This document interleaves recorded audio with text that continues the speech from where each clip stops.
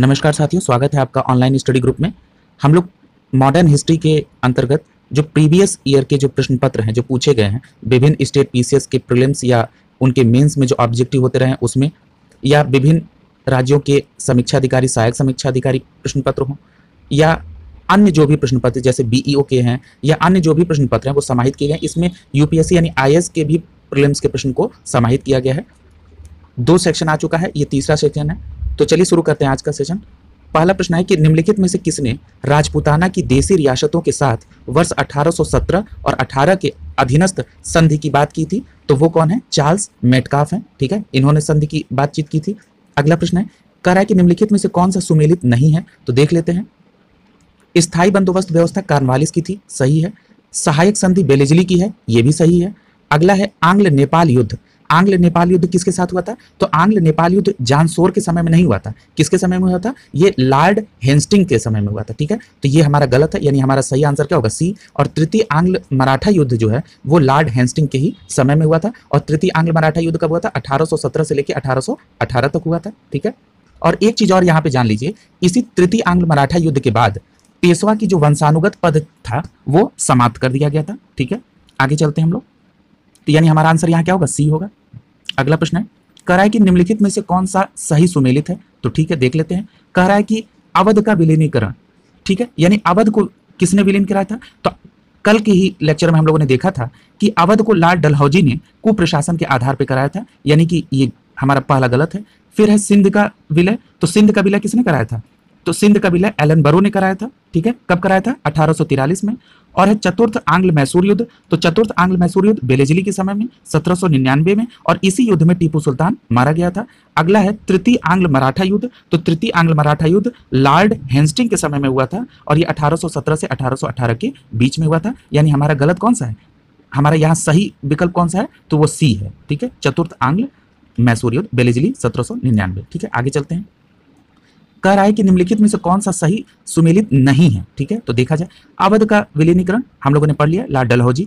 अगला है भारतीय राष्ट्रीय कांग्रेस की स्थापना डफरिन के समय में 1885। चार्टर एक्ट 1833 के किसके समय में? तो लॉर्ड विलियम बेंटिंग के समय में, ये भी सही है। अगला है प्रथम आंग्ल अफगान युद्ध। ठीक है, तो प्रथम आंग्ल अफगान युद्ध कब हुआ था? 1839 से 1842 के बीच में हुआ था, और उस समय कौन था? ऑकलैंड था। ठीक है, याद रखिएगा, उस समय ऑकलैंड था। अब यहाँ लिटन का जो है, लिटन का भी संबंध अफगान युद्ध से है, लेकिन इसका संबंध द्वितीय आंग्ल अफगान युद्ध से है, जो 1878 से 1880 के बीच में हुआ था। ठीक है, यहाँ क्लियर हो गया होगा। प्रथम आंग्ल अफगान युद्ध में कौन था? तो यहाँ पे ऑकलैंड था प्रथम में, और द्वितीय में कौन था? तो द्वितीय में लिटन था। ठीक है, आगे चलते हैं। अगला है चतुराईपूर्ण निष्क्रियता का सिद्धांत किससे संबंधित है? तो इसका संबंध किससे है? जॉन लॉरेंस से है। एक चीज यहां और समझ लीजिए कि जो चतुराईपूर्ण निष्क्रियता है इसे कुशल अकर्मण्यता का भी सिद्धांत कहा जाता है। ठीक है, और ये किसके समय में आया था? तो ये जॉन लॉरेंस के चतुराईपूर्ण निष्क्रियता सिद्धांत है। अगला प्रश्न देखते हैं।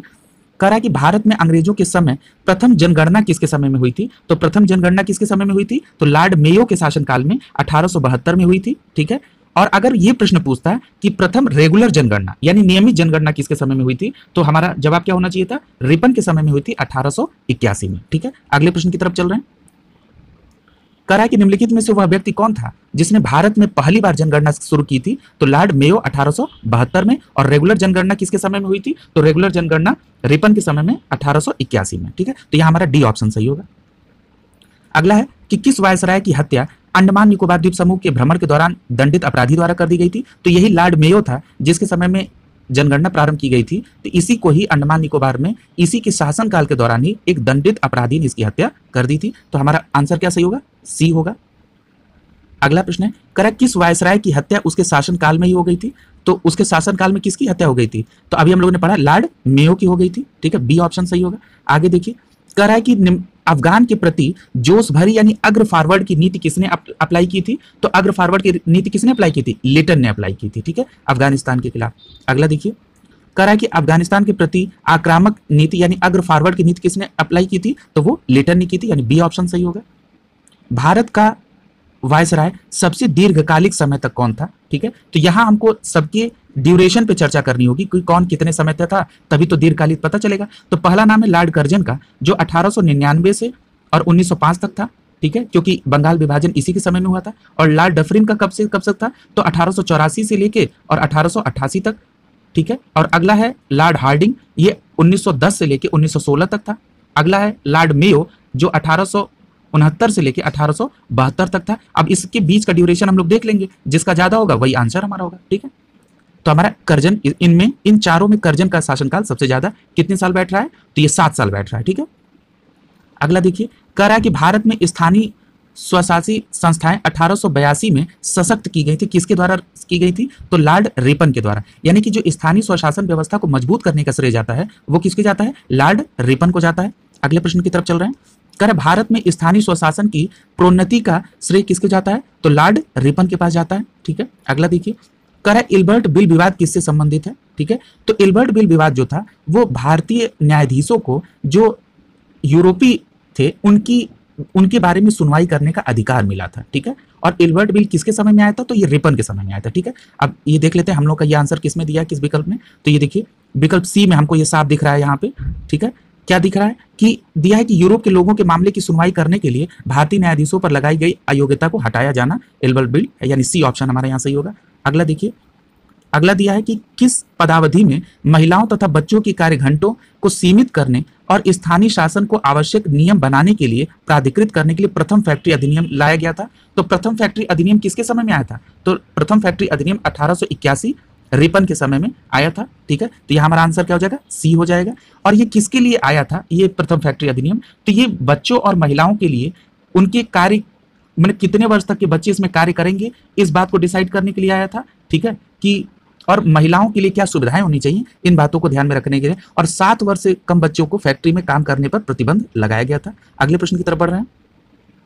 कह रहा है कि फैक्ट्री एक्ट 1881 औद्योगिक कामगारों को मजदूरी नियत करने और कामगारों को मजदूरी संघ बनाने की दृष्टि से पारित किया गया था। अब ये स्टेटमेंट टाइप का प्रश्न है, तो ये पूछ रहा है कि क्या ये सही है, तो ये स्टेटमेंट सही नहीं है। क्यों, क्योंकि अभी हमने आपको ये बता दिया था कि ये फैक्ट्री अधिनियम किसके लिए आया था, ये बच्चों की एज और महिलाओं के लिए आया था, ठीक है। इसमें 7 वर्ष से कम बच्चों को फैक्ट्री में काम करने से मना कर दिया गया था, ठीक है। और एक और बात डिसाइड की गई थी कि 7 वर्ष से जो 12 वर्ष के बच्चे हैं वो केवल 9 घंटे ही काम करेंगे और उनको 1 महीने में 4 दिन की छुट्टी भी मिलेगी, ठीक है। तो यानी हमारा पहला स्टेटमेंट गलत है। अगला है, कह रहा है कि एनएम लोखंडे ब्रिटिश भारत में मजदूर आंदोलन संगठित करने के अग्रगामी माने जाते हैं। तो ये बात बिल्कुल सत्य है, यानी हमारा यहाँ आंसर क्या हो जाएगा, बी आंसर होगा, यानी कि केवल 2 होगा। अगला चलते हैं। कह रहा है कि किसने भारत में स्थानीय स्वशासन का जनक किया था, तो अभी हम लोगों ने पढ़ा कि रिपन के समय में स्थानीय स्वशासन का जनक हुआ था। अगला प्रश्न देखते हैं।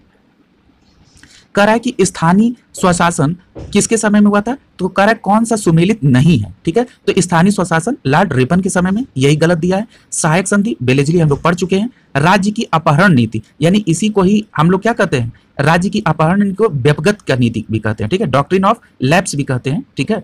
तो ये डलहौजी द्वारा स्थायी बंदोबस्त कॉर्नवालिस 1793 में, यानी हमारा आंसर यहाँ क्या सही हो जाना चाहिए, ए। क्यों, क्योंकि स्थानीय स्वशासन लिटन ने नहीं, स्थानीय स्वशासन रिपन ने दिया था, ठीक है। और पूछ रहा है कौन सुमेलित नहीं है, यानी ए आंसर होगा। अगला है, कह रहा है कि क्लाइव ने, अब ये कह रहा है निम्नलिखित में से कौन किससे सुमेलित है, तो देख लिया जाए।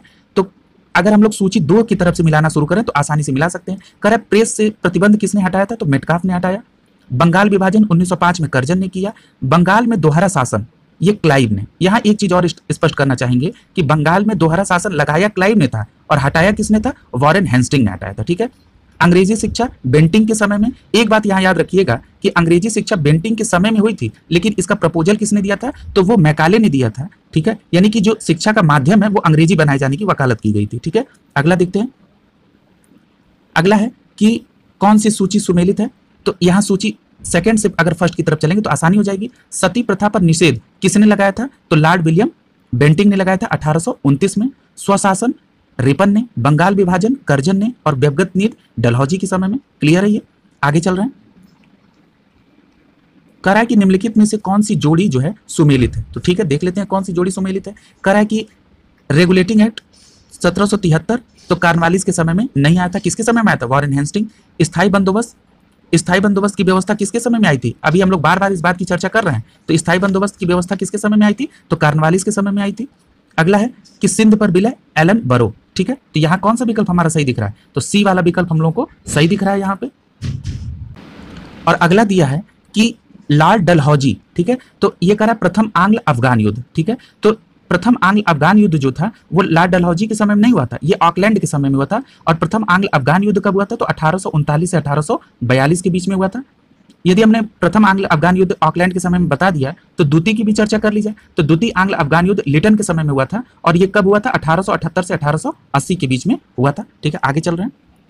कह रहा भारतीय पुरातत्व सर्वेक्षण की स्थापना किसके काल में हुई थी? तो भारतीय पुरातत्व सर्वेक्षण की स्थापना करजन के शासनकाल में हुई थी। अब करजन के शासनकाल में थोड़ा सा एक दो बातों पर ध्यान दिया गया। भारतीय पुरातत्व सर्वेक्षण को शॉर्ट फॉर्म में ASI कहते हैं, ठीक है। और 1901 में जॉन मार्शल को इसका महानिदेशक किसने बनाया था? तो करजन ने ही बनाया था।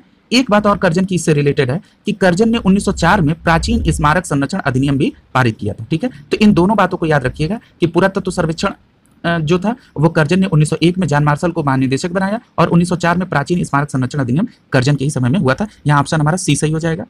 अगला है भारतीय पुरातत्व सर्वेक्षण की स्थापना कब किसके शासन में? तो करजन, ए रिपीटेड है। भारतीय पुरातत्व सर्वेक्षण विभाग की स्थापना किसके शासनकाल में हुई थी? अब यहाँ पर देखिए थोड़ा सा ट्विस्ट है। अब ये कह रहा है कि पुरातत्व सर्वेक्षण विभाग की स्थापना किसके शासनकाल में हुई थी, भारतीय पुरातत्व सर्वेक्षण नहीं कर रहा है। तो यहाँ पर अगर हम लोग पुरातत्व सर्वेक्षण विभाग की बात करेंगे तो इसकी स्थापना 1871 में हुई थी।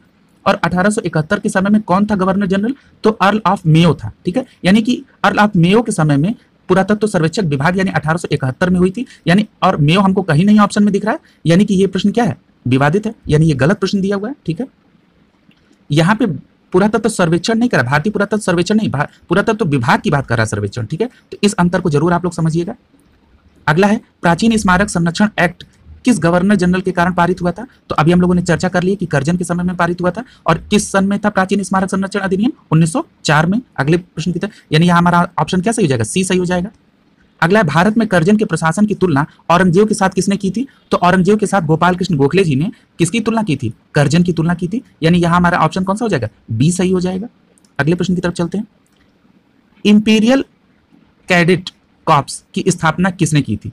अब सबसे पहली बात यह है कि जो इंपीरियल कैडेट कॉर्प्स है ये क्या चीज है?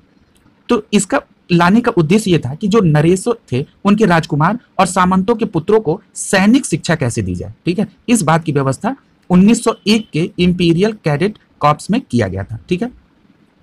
अब हमने 1901 कहा तो किसके समय में हो गया? करजन के समय में। यानी हमारा ऑप्शन यहाँ क्या हो जाएगा? बी सही हो जाएगा। अगला प्रश्न है, कह रहा है कि निम्नलिखित में से किस वायसराय पर विचार कीजिए, किस संदर्भ में? कह रहा है कि कलानुक्रम के संबंध में यहाँ पूछ रहा है। तो कलानुक्रम हम लोग सबका एक एक देख लेते हैं। लॉर्ड कर्जन 1899 से 1905, लॉर्ड हार्डिंग की बात की जा रही है तो 1910 से 1916, चेम्सफोर्ड 1916 से 1921 के बीच में, और इरविन 1926 से 1931 के बीच में। अब इसी प्रकार हम लोग क्या करेंगे? उसका क्रम लगा लेंगे। तो यहाँ क्रम क्या दिख रहा है हम लोगों का? बोलिए। यहाँ क्रम दिख रहा है 1, 2, 3 और 4 का, ठीक है। देख लेते हैं 1, 2, 3, 4, यानी विकल्प ए सही होगा, बिल्कुल सही है। अगला है, कह रहा है कि औद्योगिक प्रशासन 1905 के संदर्भ में कौन सा कथन सही है? तो देखिए, कह रहा है कि लॉर्ड कर्जन ने प्रांतीय सीमाओं को पुनर्गठित करने का निर्णय किया था। तो बिल्कुल सही बात है कि प्रांतीय को इन्होंने संगठित क्या किया था? इन्होंने पुनर्गठित, यानी कि वो बंगाल विभाजन के समय कर्जन क्या करना चाहता? वो 2 भागों में बांटना चाहता था और बांटा भी उसने। एक क्या था? पूर्वी बंगाल और असम, और दूसरा क्या था? पश्चिम था, ठीक है। तो ये बात याद रखिएगा। यानी कि और दूसरे स्टेटमेंट में दे रहा है कि पूर्वी बंगाल और आसाम था, यानी कि यहाँ दोनों स्टेटमेंट सही है, यानी ऑप्शन क्या होगा? बी होगा। अगला है कि फूट डालो और राज करो की नीति किसने अपनाई थी? पहला ऑप्शन हमारा है कर्जन, और दूसरा है मिंटो, फिर डलहौजी और कानवाले ओ वेलेजली। अब यहाँ देखिए कर्जन की बात करें तो कर्जन ने 1905 में बंगाल विभाजन करके फूट डालो राज करो की नीति की थी, और यहाँ लॉर्ड मिंटो भी दिया। यानी मार्ले मिंटो सुधार अधिनियम 1909 के तहत आपने ये देखा था कि मुस्लिम समुदाय के लिए पृथक निर्वाचक मंडल की व्यवस्था की गई थी। तो ये भी फूट डालो राज करो की नीति से प्रेरित है। तो यहाँ पे दोनों ऑप्शन कोलैश कर रहे हैं आपस में, यानी कि यहाँ सही मायने में ए और बी होना चाहिए। यदि हम पहले की बात करें तो कर्जन ने 1905 में ही कर दिया था, तो कर्जन सही होना चाहिए। लेकिन एक ब्रॉड प्रॉस्पेक्ट्स में देखें तो लॉर्ड मिंटो ने यह व्यवस्था वो की थी, तो यहाँ पे ये होना चाहिए। इसलिए यहाँ पे ए और बी दोनों होगा और ये डिस्प्यूटेड हो जाएगा। ये किसने कहा था कि मुझे विश्वास है कि कांग्रेस अपने विनाश की तरफ जा रही है, ठीक है, और मेरी यह सबसे बड़ी इच्छा है कि मैं भारत में रहते हुए इसकी शांतिपूर्ण निधन के लिए इसका सहायक बनूं, ठीक है। इस तरह का जो डिस्प्यूटेड बात थी ये कर्जन कहता था, ठीक है। कर्जन कहता था कि कांग्रेस विनाश की तरफ जा रही है और मेरी इच्छा है कि ये शांतिपूर्ण निधन मैं इसका सहायक बनूं। कर्जन का एक और स्टेटमेंट इस तरह का बेतुका बयान उसने जारी किया था और उसने कहा था कि जब से मैं भारत आया हूं मेरी यह नीति रही है कि किसी भी तरह कांग्रेस को नपुंसक बना दूं। यानी इस तरह का स्टेटमेंट जो है वो कर्जन से रिलेटेड है। इस दोनों स्टेटमेंट को आप कर्जन से कोरिलेट करके देखिएगा। आगे चल रहे हैं, कह रहा है कि इनमें से किस गवर्नर जनरल ने सबसे पहले पृथक निर्वाचक मंडल की व्यवस्था मुसलमानों को जीतने तथा उन्हें कांग्रेस के विरुद्ध करने के लिए इस्तेमाल की थी। तो अभी हमने आपसे चर्चा की थी कि मार्ली मिंटो सुधार अधिनियम 1909 के तहत मुस्लिम समुदाय को पृथक निर्वाचक मंडल की व्यवस्था की थी। एक संदर्भ आता है कि जब बंगाल विभाजन 1905 में हुआ था तो उसके बाद आगा खां तृतीय के नेतृत्व में एक शिष्टमंडल मिंटो से शिमला में मिलने गया था और उसके बाद उन्होंने कहा था कि हम आप लोगों के लिए कुछ ना कुछ करेंगे, आप लोग चिंता मत करिए। उसके बाद आप देखते होंगे कि 1906 में मुस्लिम लीग की स्थापना हो गई और उसी के बाद उसी क्रम में आप आगे 1909 में मार्ली मिंटो सुधार अधिनियम 1909 देखते हैं। तो यानी कि ये क्रमिक वहीं से प्रक्रिया चालू हो गई थी। तो यानी ये हमारा ऑप्शन क्या होगा, डी। ठीक है, और हम कैसे होगा ये भी कोरिलेट हमने कर दिया। आगे कह रहा है कि भारत में एकमात्र यहूदी वायसराय कौन था। तो भारत में एकमात्र यहूदी वायसराय रीडिंग था। ठीक है, अब रीडिंग का कौन था, लॉर्ड रीडिंग, यानी डी ऑप्शन होगा। अब रीडिंग का कार्यकाल कब से कब तक था, तो 1921 से 1926 के बीच में था। ठीक है, और एक चीज और याद रखिएगा कि ये रीडिंग ही था जिसके समय में चौरी चौरा कांड हुआ था 4 फरवरी 1922। रीडिंग के ही समय में स्वराज पार्टी का गठन भी हुआ था और रीडिंग के ही समय में रॉलेट एक्ट भी पारित हुआ था। ठीक है, तो इस तरह से कभी भी किसी वायसराय का आए तो आप लोग उसको रिवाइज करते समय उसके अन्य कामों को भी उल्लेखित कर लिया करिए, तो रिवीजन होता रहता है इस तरह से। ठीक है, चलिए आगे चलते हैं। अगला प्रश्न है कि निम्नलिखित में से कौन सा सुमेलित नहीं है। तो पहला है कि पीट्स इंडिया एक्ट। ठीक है, अब ये देखिए कह रहा है कि निम्नलिखित में से कौन सा सुमेलित नहीं है। ठीक है, तो पीट्स इंडिया एक्ट किसके तहत, किसके समय में आया था। तो अभी आप लोगों ने पढ़ा था कि Pitt's India act Warren Hastings के ही समय में आया था, तो ये सही है। डॉक्ट्रिन ऑफ लैप्स यानी हड़प की नीति जो है ये डलहौजी की थी, ये भी ठीक है। वार्नाकुलर प्रेस एक्ट ये कर्जन दे रहा है जबकि ये गलत है। वार्नाकुलर प्रेस एक्ट जो है ये 1878 में लिटन लेके आया था और इसको हटाया किसने था, तो इसको रिपन ने हटाया था। ठीक है, और अगला है इल्बर्ट बिल, ये कौन लेके आया था, तो ये रिपन के समय में आया था। और इल्बर्ट बिल के संदर्भ में अभी हम लोगों ने पूर्व में प्रश्न में चर्चा की थी कि इल्बर्ट बिल के अंतर्गत भारतीय न्यायाधीशों को यूरोपीय लोगों के प्रति मुकदमे की जांच या उसकी सुनवाई करने का अधिकार मिला था। ठीक है, आगे चलते हैं। करा निम्नलिखित में से कौन सा सुमेलित नहीं है। ठीक है, तो देख लेते हैं।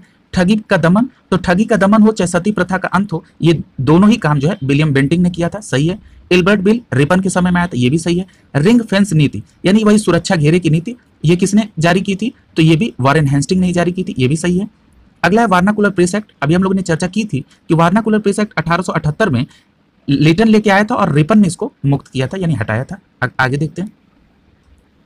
कह रहा है कि ब्रिटिश शासन की राजधानी कलकत्ता से दिल्ली स्थानांतरित किसके शासनकाल में हुई थी।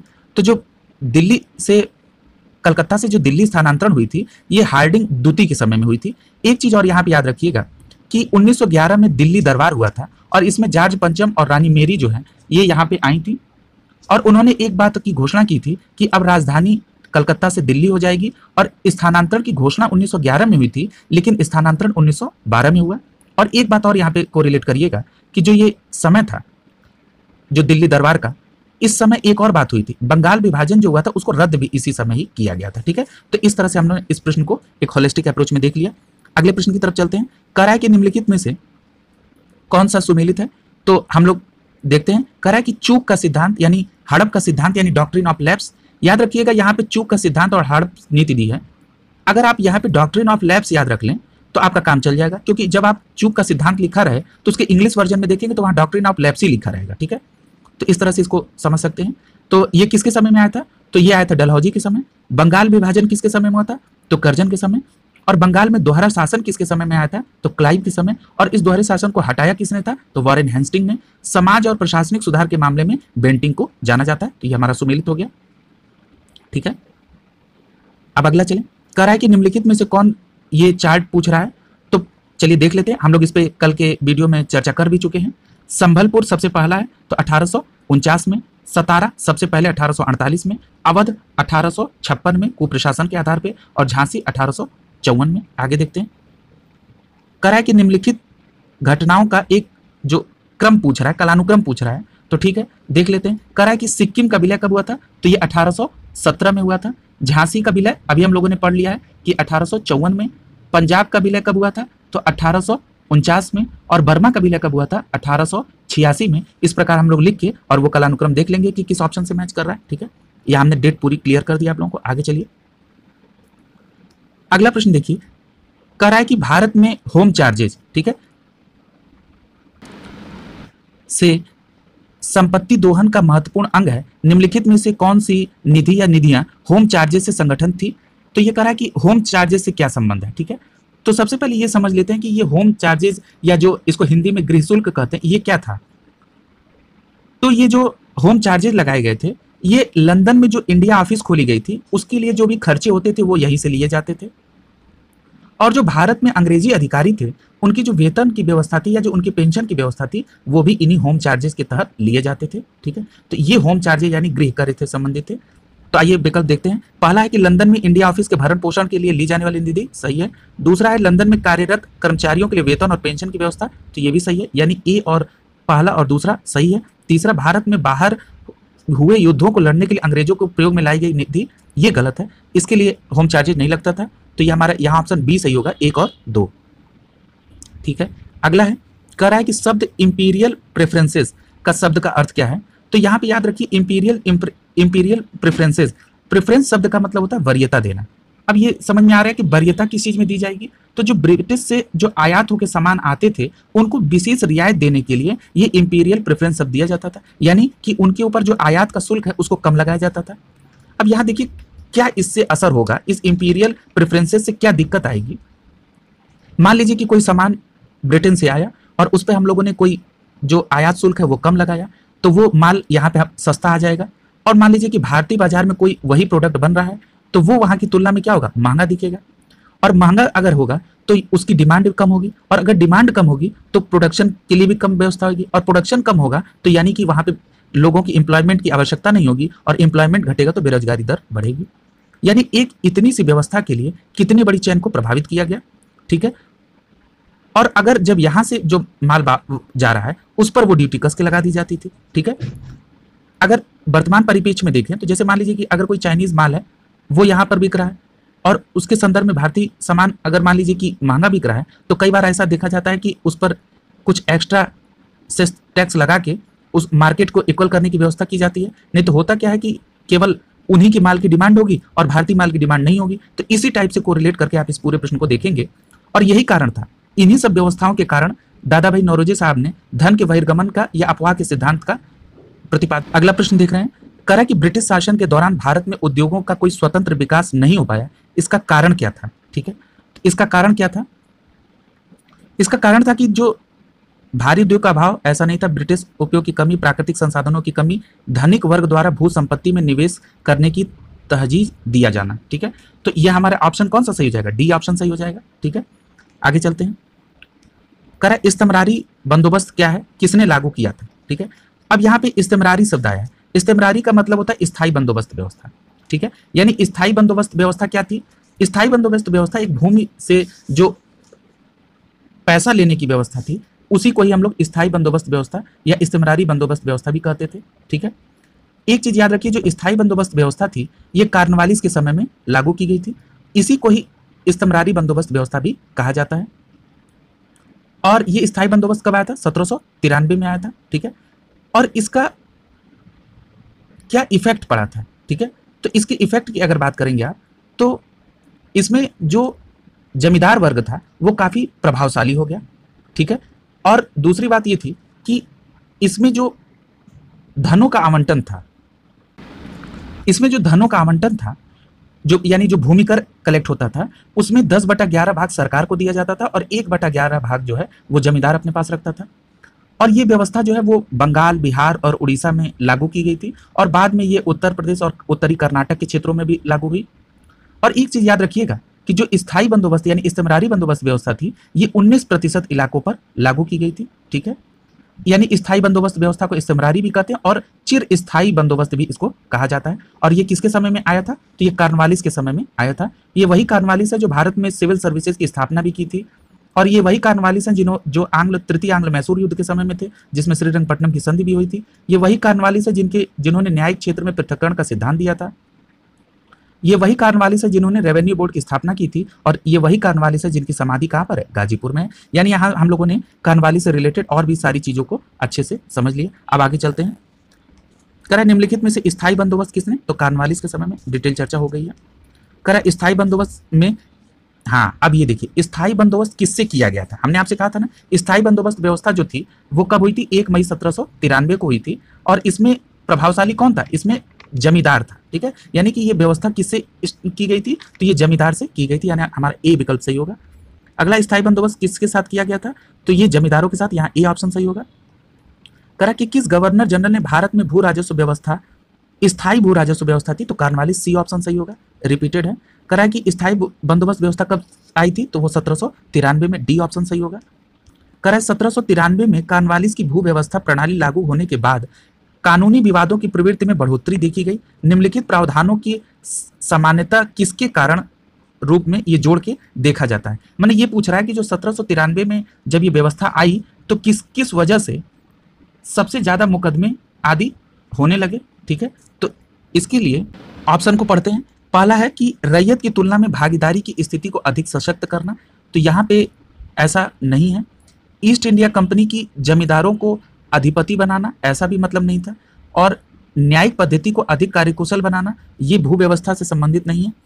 कह रहा है कि उपयुक्त ए बी सी में से कोई भी सही नहीं है, तो ये डी ऑप्शन ही होगा, क्योंकि इसमें पहले में रैयत की तुलना में जमींदार की अधिक स्थिति सशक्त बनाना, ये व्यवस्था ये जानबूझ के ये थोड़ा ना किया गया था, इसमें ये व्यवस्था उभर के आ गई। क्यों आ गई? क्योंकि जमींदारों के ऊपर कोई प्रशासनिक नियंत्रण नहीं था, ठीक है? इस कारण से ये दुर्गति हुई गई।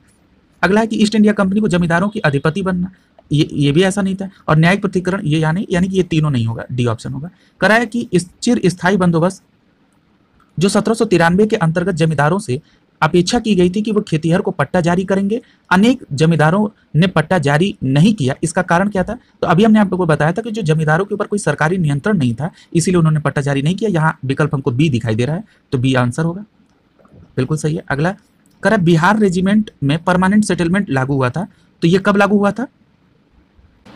तो यहाँ पे क्या है, परमानेंट सेटलमेंट का मतलब क्या हो गया कि ये किसके लिए था? तो ये भू राजस्व का निर्णय करना, ठीक है? इसलिए बिहार में परमानेंट सेटलमेंट। अगला प्रश्न है, कह रहा है कि रिक्त स्थान की पूर्ति में बंगाल और बिहार में भूमि पर किराएदारी के अधिकारों को बंगाल किराएदारी अधिनियम द्वारा लागू किया गया। तो वो बंगाल किराएदारी अधिनियम की बात पूछ रहा है कि ये कब आया था?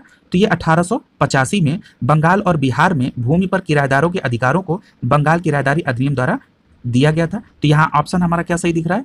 ए ऑप्शन दिख रहा है, बिल्कुल सही। कह रहा है कि निम्नलिखित में से कौन ब्रिटिश शासन के दौरान भारत में रैयतवाड़ी व्यवस्था को प्रारंभ करने का श्रेय जाता है? अब यहाँ पे रैयतवाड़ी व्यवस्था की बात आ गई है, तो जरा रैयतवाड़ी व्यवस्था को समझ लिया जाए कि रैयतवाड़ी व्यवस्था क्या है। तो रैयत शब्द का अर्थ होता है किसान, यानी साधारण किसान, ठीक है? अब अभी हमने बताया था कि उसमें 19% था, तो इसमें ब्रिटिश भारत का 51% भाग में रैयतवाड़ी व्यवस्था लागू थी। और रैयतवाड़ी व्यवस्था किसके समय में आई? टॉमस मुनरो ने, ठीक है? 1920 से 27 के समय का इसका शासन कार्यकाल था। और इसमें उपज की 33 से 55% तक इसमें लगान लगता था, ठीक है? और ये जो व्यवस्था लागू की गई थी, ये मद्रास में 1820 में पूरे मद्रास में लागू की गई थी, ठीक है?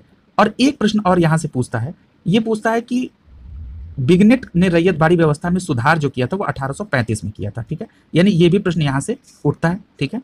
अब आगे देखते हैं, अब यहाँ क्या क्या चीज दी हुई है इसके बारे में देख लेते हैं। तो कह रहा है कि निम्नलिखित में से रैयतवाड़ी बंदोबस्त के प्रारंभ से संबंध किसका है? तो ठीक है, कह रहा है कॉर्नवालिस, ठीक है? तो कॉर्नवालिस का तो संबंध नहीं, क्योंकि कॉर्नवालिस तो स्थायी बंदोबस्त व्यवस्था में थे। अगला है अलेक्जेंडर रीड, ठीक है? तो ये बिल्कुल सही है। अलेक्जेंडर रीड ने ही जो है सबसे पहले 1792 में तमिलनाडु के 12 महल में रैयतवाड़ी व्यवस्था की शुरू की थी, यानी कि यहाँ कर्नल अलेक्जेंडर रीड जो है बिल्कुल सही है, ये इससे संबंधित थे। और टॉमस मुनरो की बात है, तो टॉमस मुनरो ने अभी हमने आपको बताया था कि मद्रास में इन्होंने शुरू किया था 1820 के समय में, ठीक है? तो यानी यहाँ पे अलेक्जेंडर रीड और टॉमस मुनरो दोनों है, यानी कि यह हमारा 2 और 3 होगा, यानी सी ऑप्शन सही होगा। आगे देखिए, भू राजस्व में स्थायी बंदोबस्त और रैयतवाड़ी क्रमशः शुरू की गई थी। तो अभी हमने आपको बताया था कि जो भू राजस्व की स्थायी बंदोबस्त व्यवस्था है वो कहाँ पे? सर्वप्रथम बंगाल में, और रैयतवाड़ी व्यवस्था मद्रास में लागू की गई थी, यानी ए ऑप्शन यहाँ सही होगा। अगला है कि टॉमस मुनरो ने भू राजस्व बंदोबस्त से संबंध थे, ये किससे थे? तो रैयतवाड़ी व्यवस्था, अभी हम लोगों ने चर्चा की है, सी ऑप्शन। कह रहा है कि ब्रिटिश व्यवस्था में रैयतवाड़ी व्यवस्था का भू राजस्व संग्रह प्रचलित था, तो कहाँ था? तो मद्रास में था, तो वो दक्षिण भारत में था, यानी डी होगा। और पश्चिम भारत में भी था, तो यहाँ पे सी और डी दोनों कोरिलेट कर रहा है, ठीक है? ये लेकिन ज्यादातर चांसेस जो है वो, अगर आपको ज्यादा क्लियर कट में, तो डी मार सकते हैं, ये उसके विस्तार में भी है, ठीक है? तो ये डिस्प्यूटेड तो एक तरीके से है ही। अगला प्रश्न देखिए, अगला प्रश्न है कि मद्रास के रैयतवाड़ी बंदोबस्त से संबंधित कौन है? तो अभी हम लोग ये टॉमस मुनरो को पढ़ते चले आ रहे हैं, यानी सी ऑप्शन सही होगा। कह रहा है कि रैयतवाड़ी व्यवस्था टॉमस मुनरो, ए ऑप्शन सही होगा। कितने बार रिपीटेड है? कह रहा है कि अंग्रेजों ने रैयतवाड़ी व्यवस्था कहां पर लागू की थी? तो मद्रास प्रेसिडेंसी, बी ऑप्शन सही होगा। हाँ, अब यहाँ देखिए एक प्रश्न बहुत जबरदस्त पूछा गया है। पूछा गया कि अंग्रेजों ने ये कहाँ लागू की थी, तो यहाँ मद्रास भी दिया है और बंबई, ठीक है। तो याद रखिएगा ये व्यवस्था बंबई में भी लागू की है, और एक डी ऑप्शन में देखिए मद्रास और बंबई दोनों एक साथ है, ठीक है। यानी दक्षिण और जो पश्चिम वाला अभी मैटर था तो वो यही था कि बंबई भी थी, ठीक है। तो यानी कि मद्रास और बंबई दोनों जगह लागू थी, तो यहाँ हमारा ऑप्शन डी सही होगा, ठीक है। यहाँ जल्दीबाजी में बी मत मार दीजिएगा आप लोग, ठीक है। आगे चलिए, देखिए कई जगह पूछा भी गया, डी ऑप्शन सही है। कह रहा है कि अंग्रेजों ने रैयतवाड़ी व्यवस्था का सर्वप्रथम प्रारंभ, अब देखिए यहाँ देने दीजिए बंबई, अब यहाँ पूछ रहा है सर्वप्रथम प्रारंभ, तो हम मद्रास प्रेसिडेंसी, डी मारेंगे। अगला है कि रैयतवाड़ी बंदोबस्त के संदर्भ में निम्नलिखित कथनों पर विचार कीजिए, ठीक है। किसानों द्वारा लगाया गया सीधे सरकार को दिया, मतलब किसानों द्वारा लगान सीधे सरकार को दिया जाता था रैयतवाड़ी व्यवस्था में, ये बिल्कुल सही बात है। अगला है सरकार रैयत को पट्टे देती थी, हमने अभी बताया था रैयत शब्द का अर्थ क्या होता है? किसान, ठीक है। तो यानी कि किसान को पट्टे देती थी, बिल्कुल सही है। कर लगाने के पूर्व भूमि का सर्वेक्षण और मूल्य निर्धारण किया जाता था, ये भी पॉइंट बिल्कुल सही है। यानी यहाँ पे तीनों मुद्दे सही हैं, यानी 1 2 3, यानी सी ऑप्शन होना चाहिए, बिल्कुल सही। कह रहा है कि वह प्रथा जिसके तहत किसान स्वयं भूमि का मालिक होता था और सरकार को भू राजस्व भुगतान की जिम्मेदारी देता था, तो ये अभी हम लोगों ने किसमें पढ़ा है? रैयतवाड़ी व्यवस्था, ठीक है, जिसमें रैयत यानी किसानी स्वयं होता था, जिससे सीधे सरकार का डील होता था। आगे है, कह रहा है कि निम्नलिखित में से कथनों पर ध्यान दीजिए कि जिसमें एक कथन को ए और दूसरे कारण है। अच्छा, कथन और कारण का है, देखते हैं। कह रहा है ब्रिटिश सरकार ने भारत के अलग अलग भागों में भू राजस्व की अलग अलग व्यवस्था लागू की थी, ये अभी हम लोगों ने देख लिया था कि स्थायी बंदोबस्त की व्यवस्था बंगाल, बिहार और उड़ीसा में थी, और जो अभी हम लोगों ने देखा कि जो रैयतवाड़ी व्यवस्था है वो मद्रास और बंबई इलाकों में थी। तो ये यहाँ पे क्या हमारा कथन हमारा बिल्कुल सही है। अगला है कि इसमें भारतीय किसानों ने अलग अलग वर्ग बन गए थे, ये भी बात सही है और ये व्याख्या भी हो रही है, ठीक है। यानी कि यहाँ हमारा ऑप्शन कौन सा है कि जो सही भी और व्याख्या भी कर रहा है, यानी ए ऑप्शन हमारा सही होना चाहिए, बिल्कुल सही है। कह रहा है कि पंजाब में भू हस्तांतरण अधिनियम कब पारित किया गया था? तो पंजाब में ये 1900 में पारित किया गया था, ठीक है। अगला है कि असम में सर्वप्रथम चाय कंपनी की स्थापना कब हुई थी? तो असम में चाय कंपनी की स्थापना 1839 में हुई थी। एक चीज और याद रख लीजिएगा कि जो असम की ये जो चाय कंपनी है, इसका मुख्यालय कहाँ पे है, ये भी पूछ सकता है। तो इसकी स्थापना 1839 में हुई थी और इसका मुख्यालय नजीरा असम में है, ठीक है, ये भी पूछ सकता है आपसे। और ये चाय की कंपनी अभी भी है, और द असम कंपनी जो है वो भारत की सबसे पुरानी व्यावसायिक कंपनी है, ठीक है, इस बात को याद रखिएगा। कह रहा है कि मिलाने के लिए कह रहा है कि जजमानी, तो जजमानी व्यवस्था कहाँ पे? उत्तर भारत में, यानी ए का पहला सही है। 12 बलूट का संबंध किससे? महाराष्ट्र से, यानी तीसरा होगा। मिरासिस का संबंध किससे है? तमिलनाडु से। और एक चीज याद रखिएगा कि जो ये मिरासिस है इसका संबंध है तमिलनाडु से, लेकिन ये यूपी पीसीएस के प्रीलिम्स में 2020 का प्रश्न है और इसमें आयोग ने इसका आंसर कर्नाटक माना है मिरासिस का, ठीक है। और ये मिरासिस है बर्थ सही में कहाँ पे? तमिलनाडु में, ठीक है। और अगला है अडाडे का संबंध कर्नाटक से है, जबकि इसको उन्होंने तमिलनाडु से माना है, ठीक है। ये अब चूंकि लोक सेवा आयोग जब एक बार आंसर की जारी कर देता है तो रिवाइज आंसर की जारी नहीं करता है। अब उन्होंने उसको सही करेक्ट किया नहीं किया ये कोई जानकारी नहीं है, लेकिन ये जो स्थिति है वो यही है, ठीक है। आगे कह रहा है कि भारत में सैन्य बल का केंद्रीय राजस्व का कुल कितना प्रतिशत भाग व्यय होता था? तो ये 40% भाग जो है व्यय होता था, यानी ए ऑप्शन सही होगा। अगला है दादा भाई नौरोजी द्वारा प्रतिपादित अपवाह का सिद्धांत यानी ड्रेन थ्योरी की सही परिभाषा किस कथन में दी गई है? तो देखते हैं। कह रहा है कि देश के संसाधनों का उपयोग ब्रिटेन के हितों में किया जा रहा था, ठीक है, ये भी ठीक दिखता है। आगे और देखते हैं। भारत की राष्ट्रीय आपदा का एक भाग अथवा कुल वार्षिक उत्पाद ब्रिटेन को निर्यात कर दिया जाता था, जिसके लिए भारत में कोई वास्तविक प्रतिफल नहीं मिलता था।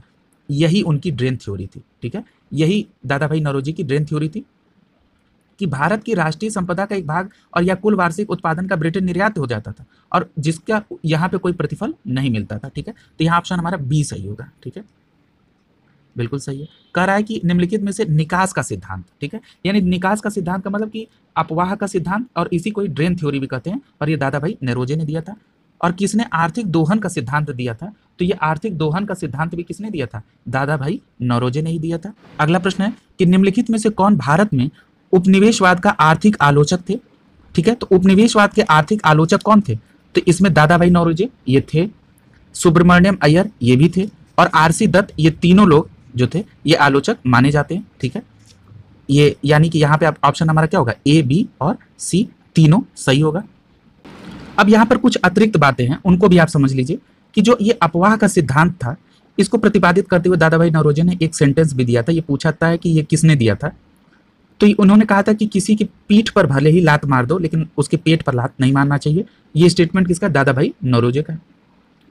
और ये जो अफवाह का सिद्धांत है ना, इसका इन्होंने प्रस्तुत कहाँ किया था, तो ये लंदन में किया था 1867 में। ठीक है, अब दादा भाई नौरोजी से संबंधित कुछ किताबें हैं, उनका भी जिक्र परीक्षाओं में कई बार कर लिया जाता है, जैसे poverty and un British rule in India, ये भी दादा भाई नौरोजी की है। The wants and mean of India, ये भी दादा भाई नौरोजी की। And the on the common of India, ठीक है, ये भी किसकी है, दादा भाई नौरोजी की है। और एक चीज यहाँ पे आप नाम देख रहे होंगे आरसी दत्त की। ठीक है, आरसी दत्त का एक किताब का नाम है इकोनॉमिक्स हिस्ट्री ऑफ इंडिया। ठीक है, इकोनॉमिक्स हिस्ट्री ऑफ इंडिया जो है ये 1901 में आई थी, और भारतीय इतिहास में यानी आर्थिक इतिहास में अगर देखा जाए तो ये पहली पुस्तक मानी जाती है आरसी उसकी। और एक चीज और याद रखिए कि जो ये धन के निष्कासन का सिद्धांत है, ये कलकत्ता अधिवेशन से पास हुआ था। ठीक है, तो ये बात याद रखिएगा। और एक प्रश्न और कभी बार घुमा के पूछ देता है कि जो इंपीरियल लेजिस्लेटिव काउंसिलिंग में बजट पर भाषण देते समय किसने धन के बहिर्गमन का सिद्धांत प्रस्तुत किया था, तो वो उस समय गोपाल कृष्ण गोखले ने वहां पर इंपीरियल लेजिस्लेटिव काउंसिल में ये बात प्रस्तुत की थी। ठीक है, तो ये पूरा होलिस्टिक अप्रोच में हम लोगों ने देख लिया।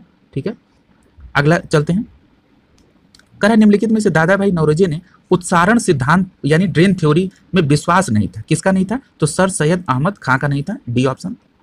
कह रहा है कि poverty and un British rule in India कब लिखी गई थी, अभी हमने आपको जिक्र किया था कि ये किताब कब लिखी गई थी, 1901 में लिखी गई थी। ठीक है, ये याद रखिएगा, और ये याद रखिएगा कि लंदन में इसको प्रकाशित भी किया गया था। ठीक है, अगला कह रहा है कि poverty and un British rule in India नामक पुस्तक किसने लिखी है, तो ये दादा भाई नौरोजी ने लिखी है। कह रहा है कि ब्रिटिश हाउस ऑफ कॉमन्स में चुने जाने वाले दादा भाई नौरोजी प्रथम भारतीय थे जिन्होंने इस दल के टिकट पर चुनाव लड़ा। ये पूछ रहा है कि दादा भाई नौरोजी किस दल के टिकट पर लड़े थे, तो ये उदारवादी दल के टिकट पर लड़े थे। ठीक है, यानी हमारा ए ऑप्शन यहां सही होगा। अगला प्रश्न है, ब्रिटिश शासन के समय अर्थव्यवस्था को खोखला करने यानी इकोनॉमिक ड्रेन के सिद्धांत की पुस्तक किसने जारी की थी, तो दादा भाई नौरोजी ने, डी ऑप्शन। कह रहा है कि अनुद्योगीकरण के संदर्भ में निम्नलिखित में से कौन सा कथन सही है। ठीक है, तो देखते हैं, चलिए कथन। कह रहा है ये प्रक्रिया 1813 में की गई, प्रारंभ हुई थी, ये बिल्कुल सत्य है। और अगला क्या है कि ईस्ट इंडिया कंपनी के व्यापारिक एकाधिकार को समाप्ति ने इस प्रक्रिया को तेज कर दिया, तो ये बात बिल्कुल सही है। ठीक है, यानी कि यहाँ पे दोनों ही विकल्प, दोनों ही कथन सही है, यानी सी ऑप्शन सही होगा यहाँ। अगला है दादा भाई नौरोजी की भारतीय राष्ट्रीय आंदोलन में सर्वाधिक प्रभावशाली देन क्या है। ठीक है, तो देखते हैं दादा भाई नौरोजी की सबसे प्रभावशाली देन क्या है। तो पहला दे रहे हैं कि उन्होंने इस बात को अभिव्यक्त किया कि ब्रिटेन भारत का आर्थिक शोषण कर रहा है, ये बिल्कुल बात सही है।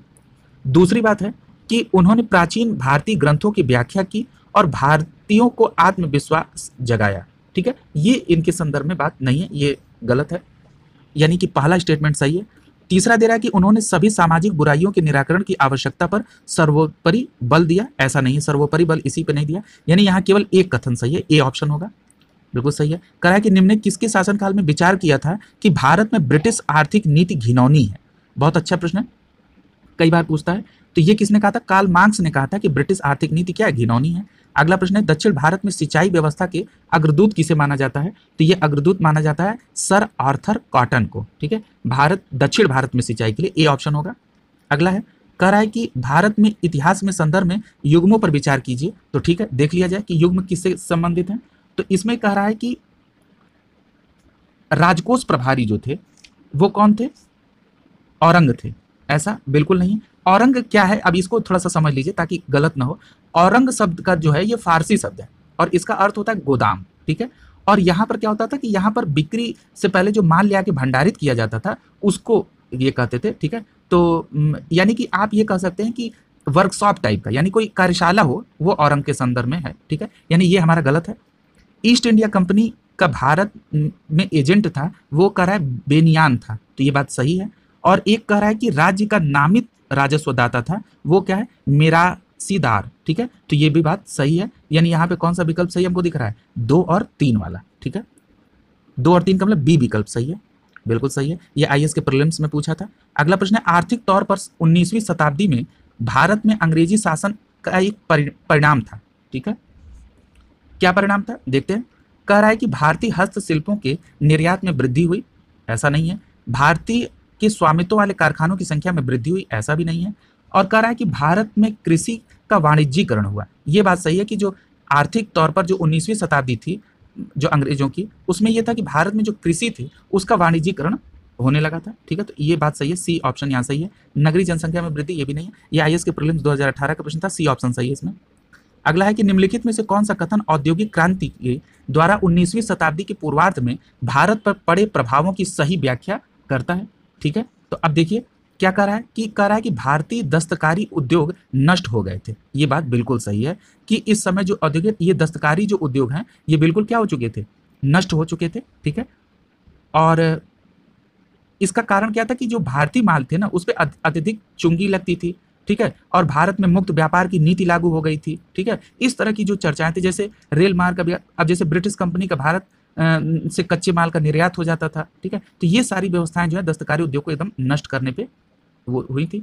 करा है कि अगला है, तो ये सही व्याख्या यानी ए ऑप्शन यहाँ पे सही हो जाएगा। ठीक है, यानी 45 का ए ऑप्शन सही होगा, बिल्कुल सही है। यानी आज के लिए हम लोग यहीं तक रखेंगे। कल हम लोग 1857 की क्रांति को लेकर चलेंगे। ठीक है, और मुझे आशा है कि आप लोगों ने पहला और दूसरा पार्ट देख लिया होगा। ठीक है, इसको बार बार रिवाइज करते रहिए। अपनी पढ़ाई को जिस भी तरीके से आप कर रहे हैं उसको एकदम कंटिन्यू रखिए, लेकिन प्रीवियस ईयर के रिवीजन को बिल्कुल भी इग्नोर मत करिएगा। ठीक है, क्योंकि इसका बहुत बड़ा खामियाजा भुगतना पड़ता है। और इसका कारण यह है ना कि जो सभी लोग प्रश्न सही करेंगे, अगर आप उसको रिवाइज नहीं करेंगे तो आप गलत करेंगे, इसका मतलब दिक्कत हो जाएगी फिर। ठीक है, तो ये बात ध्यान में रखिए, इसको करिए। आप लोगों ने इस पूरे वीडियो को देखा, इसके लिए आप लोगों का